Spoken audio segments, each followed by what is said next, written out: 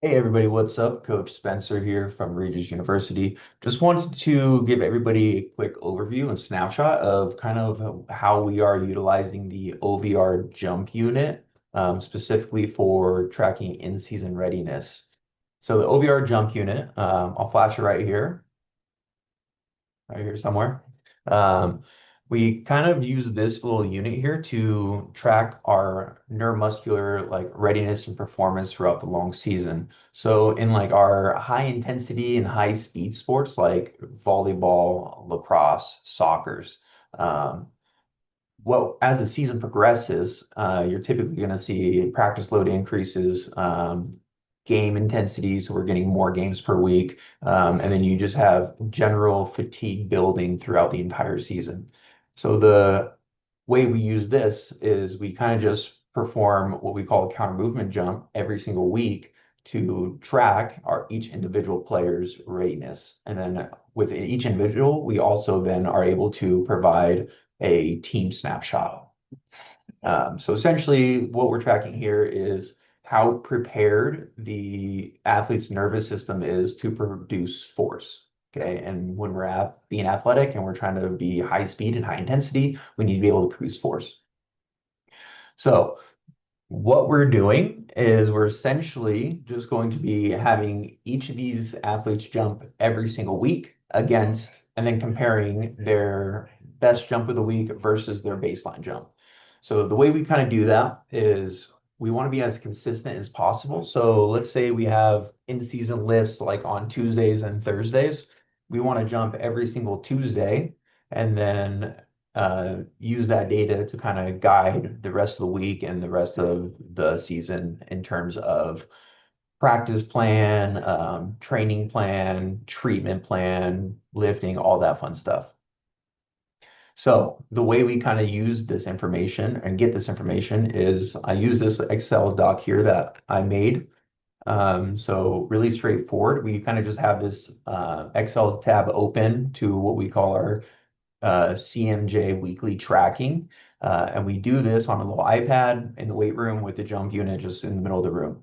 And from a, like I said, a consistency standpoint, we'll jump every single Tuesday. And then the way we even or make that even more consistent is that the athlete has to get their two jumps in before they actually jump into the bulk of the workout for the day. So that it's consistent, they're kind of in the same freshness state, they're always coming in from practice. So we're just trying to make sure that we're getting numbers as true to each other as possible. So we kind of have it, like I said, on the iPad, and we just track their every athlete jumps twice per week, and we do what we call a counter movement jump. That's where we put our hands on our hips.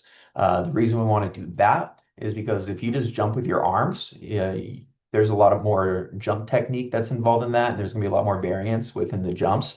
And some people can be better jumpers and whatnot just by using their upper body. And when we're talking about neuromuscular readiness and performance, we really just are talking about the lower body. So when you put the hands on the hips, it really eliminates and eliminates the upper body and puts all that focus on the lower body, which is what we really, really want.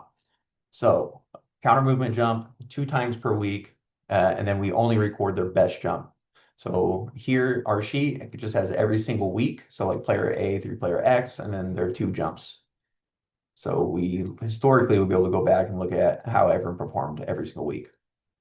Now, once we do that, good, we move on with the lift and we just move on and get the rest of the workout done. And then after the athletes are done, the session is over, that's when I can come into the office, I can pull this up, and then I kind of go into the monitoring tab here. So this monitoring tab is kind of where like all the fun stuff happens and where we're going to kind of start turning that data into usable data.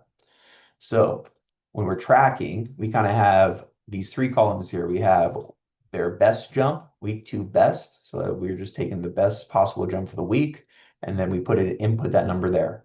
The week two percentage is the variance or change from that week compared to their baseline best jump.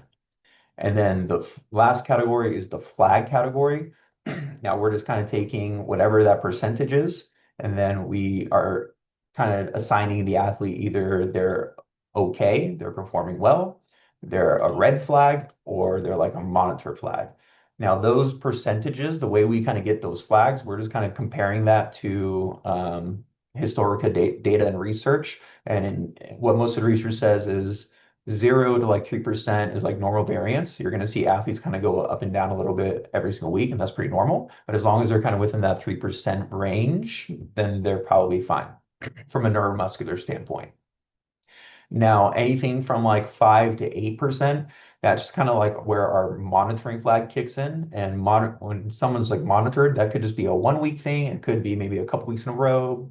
If it's 3 weeks in a row, that's usually when we're kind of saying, okay, what's going on with this individual? We should definitely be monitoring them. And then a red flag is anything like 8 to 10 plus percent. If you're seeing a red flag, that usually is a call for direct intervention. We have to step in right away and see what's going on. Now, monitor, red flag, green flag, all of that could be explained by weekly variance. And so we take it into consideration. It's just a 1 week thing. But when we kind of start seeing like multiple people in these categories from week to week or multiple weeks in a row, that's usually when we kind of need to step in and figure out what is going on. Is it a strength issue? Is it a performance issue, practice issue, training issue, injuries, and whatnot? So, but this is kind of just like the general way we kind of get each individual person's readiness performance like tag, I guess you could say. So that's great from an individual standpoint. But what about from like a larger big picture? So that's kind of where like this weekly readiness snapshot comes into play. And this is kind of like our chart that we can give to like everybody that's in the high performance team, like the strength coaches, athletic trainers, and sport coaches, so that everybody can be on the same page with regards to that specific team. So if you're looking here, I'll pick a different week real quick. So like week 4, for example, you just select the week in the drop down, and then everything populates from the previous tab, which is really, really nice and really, really convenient for us as a strength coach when we have like a smaller staff and we're dealing with 13 plus teams and we're really just trying to make sure that we're doing our best to take care of everybody. This has been really nice that we just have to select a week. So it really is not a lot of back end work for us as a staff to get this information once the system has been built out. So you kind of just select the week, and then it automatically tells you very quickly how many red flags are on the team that week, how many monitors on the team that week, and then how many people are just like good. And then to the right here, it's kind of like the trends of the week. So what's the team average? So this week 4, we were down 3% as a team, which again, that falls into like our normal variation, which is fine. And then like how many people on the team jumped. Maybe we got some injuries, so not everybody jumped. And then what is the change from this week to last week? And then the last category right here is just the team overall team status. Are they red, yellow, or green? So overall, the team is green. Great news for us. We're early off season, or sorry, early in season, so we should be feeling pretty good as a team. And then anyone here that was flagged, whether red or yellow, we automatically pull their names and put them in this chart right here so that everybody on the performance team, high performance team, can actually see, okay, player B, L, N, O, P, they all have something going on. Let's maybe sit down with those individuals and see what's going on. How can we help? How can we help them get back to being green? So somewhere, let's pretend like we're going deeper into the season now. So like week 7. So we're a little bit more tired. Maybe it's midterms are coming up. Everything's kind of coming in. There's a lot more volume and load just on every single person from a education standpoint, practice standpoint, lift standpoint, game standpoint. Yeah, so we're just getting more tired. So now we're getting a better snapshot of what it looks like with a larger group of people that are being flagged. So again, only 2 red flags, 8 monitors, only 13 are okay. And then the team average for the week is still down 3%, which is not too bad, but the change from last week was pretty substantial, and the team status overall was yellow. So now we have a lot more ability to kind of step in as a team, a performance team, and kind of be like, all right, what can we do to really help the entire squad out? So maybe it's kind of either changing from a lift to a recovery day, or maybe we just take the day off. Maybe we adjust practice from being a little bit more of aggressive practice to a little bit lighter practice. Stuff like that. Maybe we tell everybody they got to go to the training room and get some extra treatment. Maybe the trainers step in and implement some sort of recovery session on the field. But this is where we can really get hands-on to make sure we are doing our best to take care of all the athletes. as well as make sure that they're performing at their best, because ultimately that's our job. Our job here is to make sure that all these players are available and that they are performing at their best that they can so that we can be competitive throughout the entire duration of the season.